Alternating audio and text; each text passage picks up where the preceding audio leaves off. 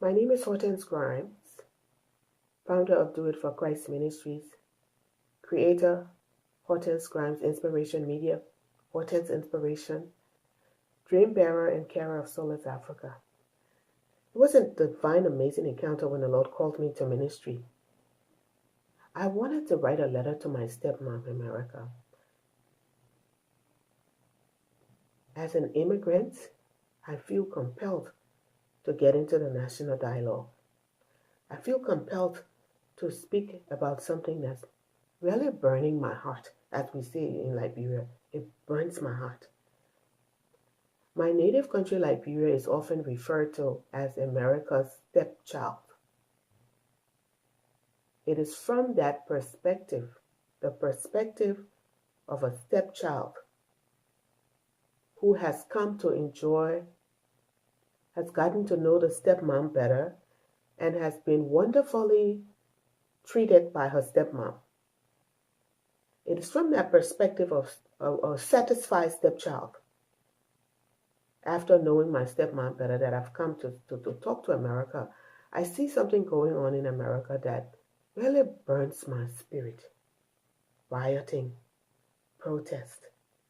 I've seen over the years how dissatisfaction and frustration is slowly spilling over into the streets.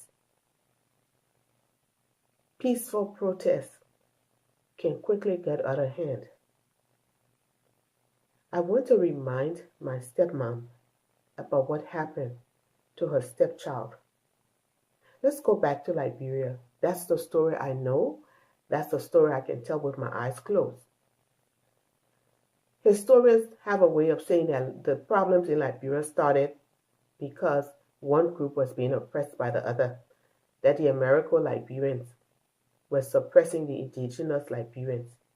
Because of that narrative, so many people are afraid to own up to their heritage, feel embarrassed.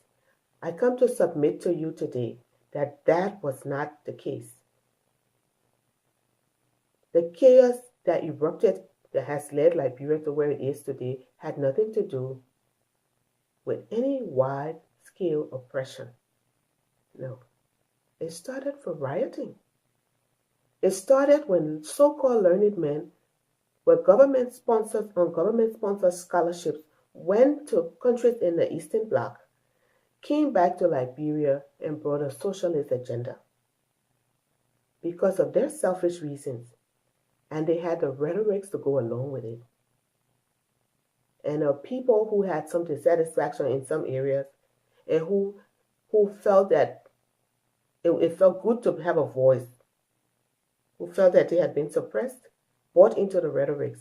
Rioting broke out. Liberia was destroyed because riots broke out over the price of a bag of rice. Now, who burns down 100 years of nation building because of a bag of parboiled rice? President Talbot at the time had increased the price of rice from $22 to $26. It was a $4 increase.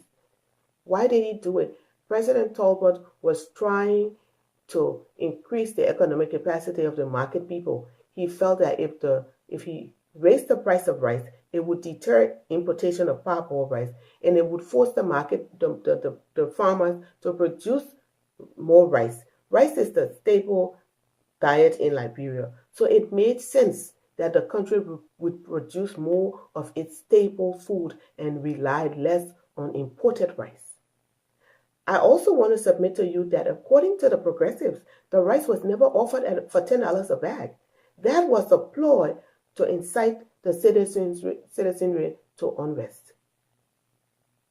Subsequently, a peaceful nation was thrown into rioting.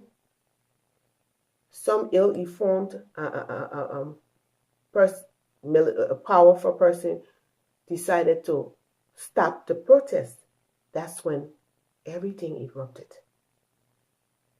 I submit to you that after 37 years today, what you see and what you hear about is what emerged. It's the Liberia that is left after all of that. I'll be back to explain more to you. I'm giving this lesson to my stepmom, because in Africa they say the little child not supposed to talk, but sometimes the child has to say something, because sometimes the parent can see good. This is Hortense Inspiration. Stay with me.